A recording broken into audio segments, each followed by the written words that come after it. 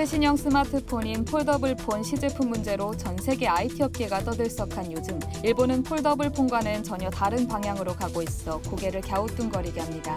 그 하나는 소니가 올해 여름 출시할 예정인 스마트폰 때문입니다.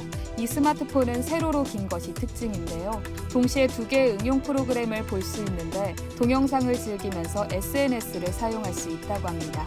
이 신형 모델은 화면의 비율이 21대 9로 비율로 보면 갤럭시 폴드를 접었을 때 비율과 같습니다. 소니는 신작을 적자가 계속되고 있는 스마트폰 사업의 비장의 카드로 기대하고 있습니다. 문제는 이 신형 모델이 나오기도 전에 이미 일본 네티즌들이 새 스마트폰에 대한 실망감을 쏟아낸 것입니다. 새 제품은 폴더블폰처럼 다기능 화면을 채용한 것까진 비슷한데 그게 영 엉뚱하게 비슷하다는 겁니다. 이들은 바보냐, 호주머니에 안 들어가겠네, 접는 기술이 없어 세로로 길게 했습니다, 폭망 냄새가 물씬 등 기술의 소니에 대한 실망감을 유감없이 드러냈습니다. 현재 소니는 고급 스마트폰 엑스페리아를 생산해온 중국 공장을 3월 말 폐쇄했습니다. 소니의 지난해 스마트폰 판매 대수는 650만 대 정도로 추산됩니다. 지난 2017년부터 크게 줄기 시작해 5년 전과 비교하면 6분의 1 수준입니다. 일본이 보여주고 있는 또 하나의 기현상은 과거 90년대 휴대폰, 플립폰의 인기가 여전히 높다는 겁니다. 일본 언론은 최근 중년 남성들 사이에서 위로 접었다 폈다 하는 플립폰의 인기가 사그라들지 않고 있다고 보도했습니다.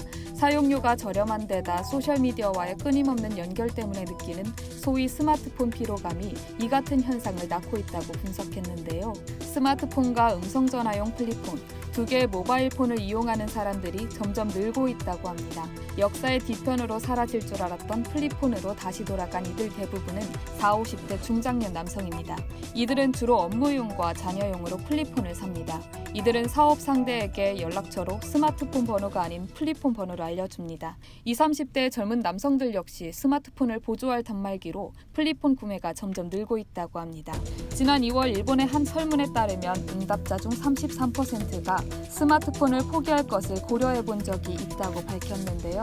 이처럼 응답한 비율이 가장 높은 연령층인 10대로 48%가 이 같은 대답을 해 20대 응답률인 44%를 앞섰습니다.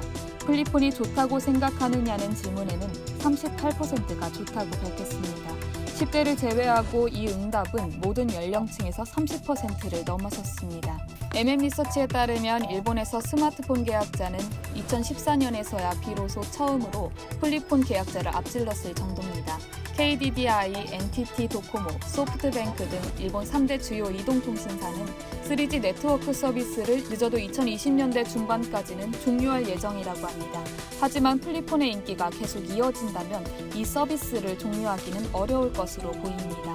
이상 여의도튜브였습니다.